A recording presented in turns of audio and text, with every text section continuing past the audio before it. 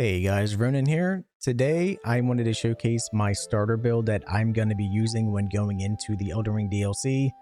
I will have plenty of builds and more once the DLC actually drops, but for those that are wondering, I am going to be using my Dragon Incantation build. It's one of my first builds I ever made for the Elden Ring franchise in general, so it's one of my favorites. What I really like about this though is the fact that it is so versatile here.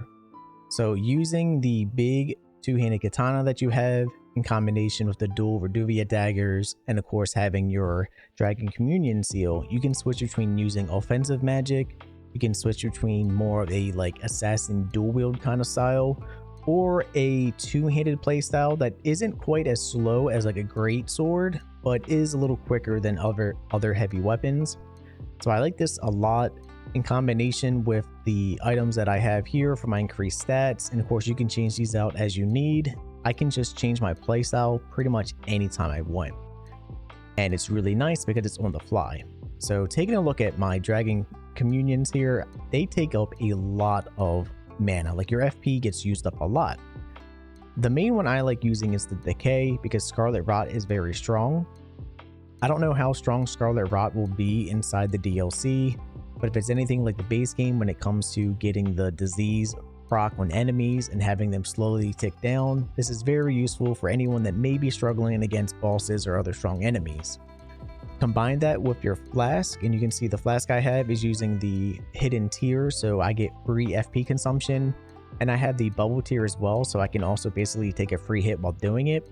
I can just completely wreck someone that I want, so you would just pop your little thing here, and then for the next 10 seconds, you can just spam your decay breath on people and do massive damage. It's very, very strong. And you can see it lasts just long enough to get 2 of them basically for free with no FP consumption whatsoever, which is really, really strong.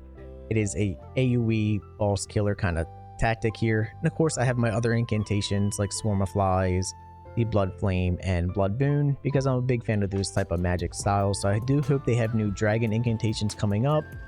Of course, because you have so much additional magic because it scales with S Arcane and B Faith, and I have 55 Arcane, even if you use other normal Faith incantations, because you're using this Dragon Communion seal, it will be very, very strong.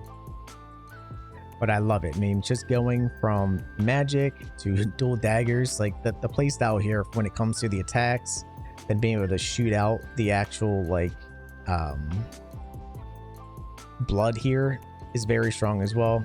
It's a great starter build in my opinion, and I wanted to share it with you guys in case you're wondering what you need to do. I mean, the DLC's in 1 day, so if you're not prepared yet, then you're probably not going to be prepared at all. But this is what I'm going to be going with. I cannot wait to use the Perfumer weapon. I saw, based off of a minor leak in someone's review video, that it scales with some really cool stats that I want to use, so I'm really excited for that. I'll have a ton of more guides, builds, and more, so definitely check it out. And if you're new here, like and subscribe. I am hosting an Elden Bling contest, so if you want to show off your fashion against others, check the description down below for a link to the video on rules of how to submit, and I'll see you guys next time.